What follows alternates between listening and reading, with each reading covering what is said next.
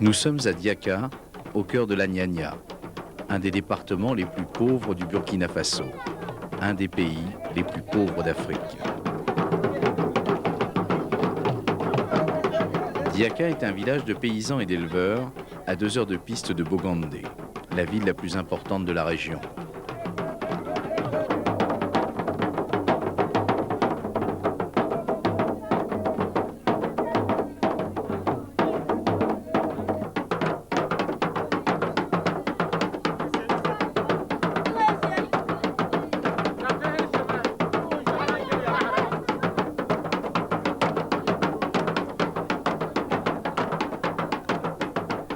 C'est un village typique de l'Afrique de l'Ouest. Quelques cases rondes au toit de chaume, un sol en terre battue. C'est ici que vit Antoine. Antoine est un petit garçon de 2 ans et demi. Des problèmes congénitaux l'ont rendu depuis sa naissance handicapé moteur cérébral.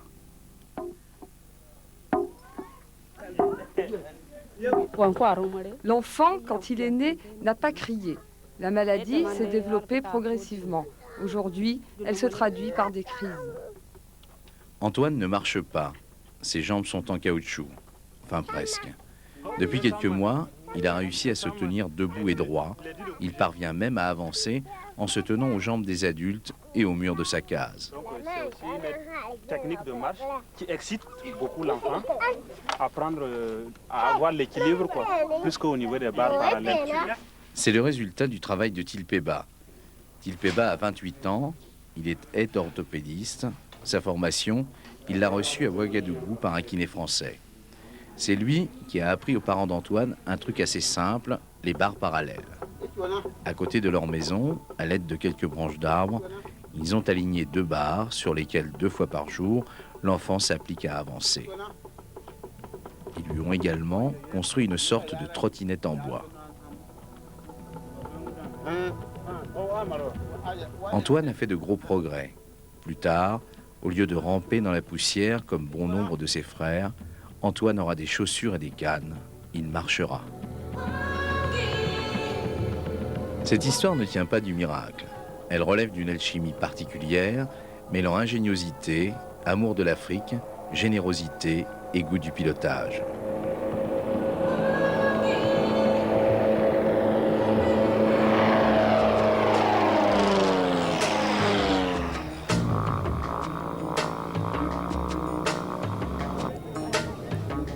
Quel rapport entre Antoine et la petite armada de Cessna, Beechcraft et autres robins au badge multicolore qui sont arrivés à Bogandé il y a 2 jours? Si Antoine marche, il le doit un peu à ses pilotes et à ses avions.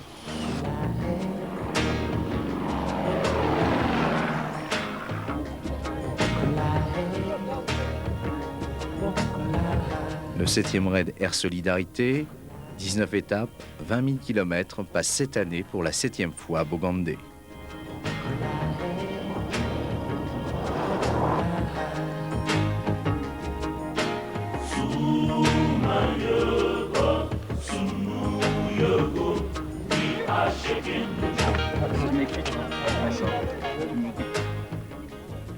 L'idée du raid d'Air Solidarité, on l'a eu en 88 pour 2 raisons. C'était d'une part, on voulait faire parler de notre association.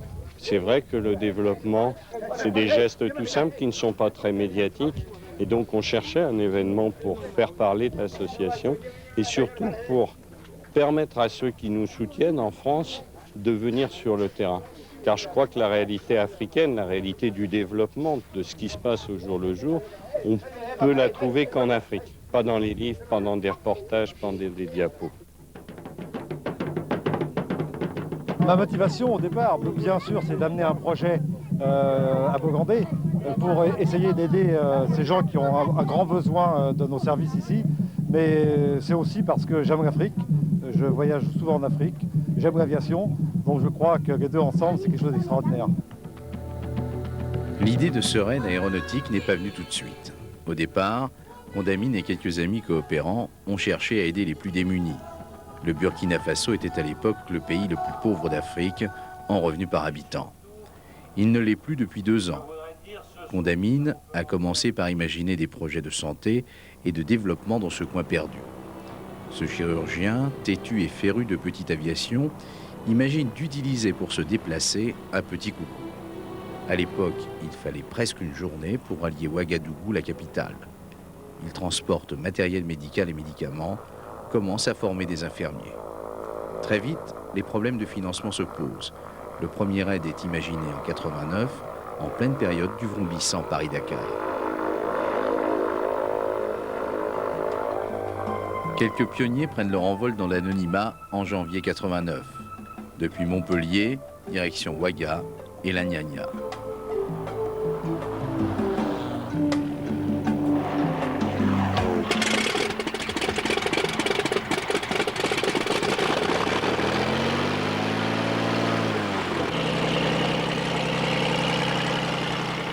Le principe est simple. Chaque avion doit réunir la somme d'au moins 50 000 francs pour financer sur place et dans les pays traversés un projet de développement. À charge pour les équipages de trouver le financement du projet et de leur avion pendant l'année. La météo à San Pedro pour l'instant, vent calme, Visi 6 kg, nuages, Broken à 400 mètres et Scatron à 3000 mètres. Donc pour nous c'est largement bon. J'ai téléphoné à Mans. Alors, il y a 6 km de Visi. Pour l'instant, il y a des Stratus 5/8e à 100 mètres, mais en rapide évolution. Donc tout le monde sur 1, 2, 3, 4, 5. Et si les conditions sont mauvaises, c'est pas la peine de raconter sa vie sur la fréquence. On écoute les informations. Ok.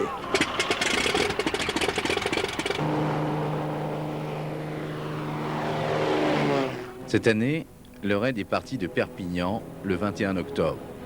Il est revenu en France le 9 novembre. Il a traversé et aidé au développement de 7 pays. En Mauritanie, un Suisse amateur d'art a aidé à l'édification d'un centre de santé.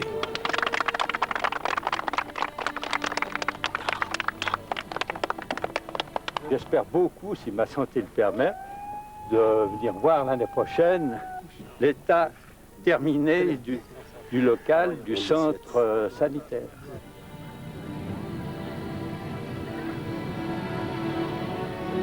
Au Mali, un équipage a financé une bibliothèque. En Côte d'Ivoire, un œnologue belgo-bourguignon a aidé à la fabrication d'un barrage. La digue fera à peu près 150 mètres de long sur 6 mètres de haut. Donc il y a une digue en terre qui va démarrer à peu près où nous sommes jusqu'aux 3/4 du bas-fond, donc qui fera 80 mètres de long, et ensuite un déversoir en béton de 50 mètres. En Guinée-Bissau, le seul équipage portugais du raid a offert une campagne de vaccination contre l'hépatite B. Au Sénégal, Jean Longchamp, châtelain septuagénaire breton, a participé à une formation de jeunes agriculteurs. Ces projets, cette année 1 million de francs, peuvent paraître vains ou isolés. C'est beaucoup et c'est rien. Je veux dire, ce qui m'apparaît, c'est qu'il y a des gens qui ont la chance d'être choisis pour qu'on leur amène de l'argent, des idées ou les aider surtout dans leurs réalisations qui sont des réalisations de survie bien souvent. Et puis c'est rien parce qu'il y en aurait 15 millions qui auraient besoin de la même aide. Ce qui m'apparaît, c'est qu'il y a quand même un côté très réaliste et très utile. La maniabilité des avions et leur passage année après année permettent pourtant un suivi. J'ai eu la possibilité de toucher de première main les développements et les réalisations qui se concrétisent d'année en année après nos visites, nos retours sur les lieux. Ce qui me prône à aller de l'avant et à trouver encore des moyens pour pouvoir financer la continuation des projets que j'ai déjà soutenus par le passé. La présence sur place de permanents d'ONG reconnus pour leur sérieux garantissent une certaine efficacité.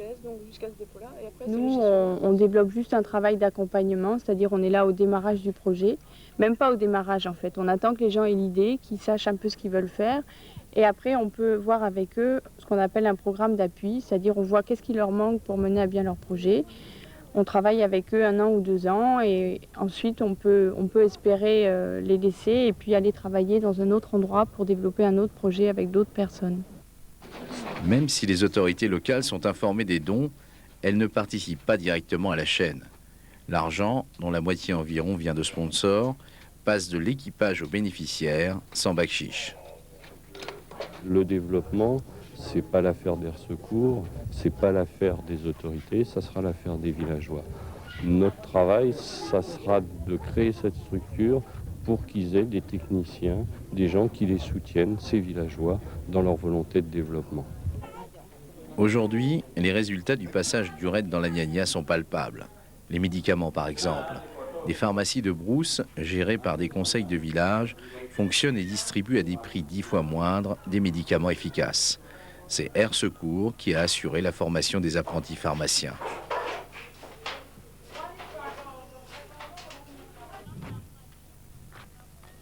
Ce jour-là, à Kodjena, une femme peule venait de faire 20 km avec son bébé pour prendre livraison de Nivaquine. Sans ce médicament, son bébé serait peut-être mort de la fièvre paludique, très présente autour de Bokande.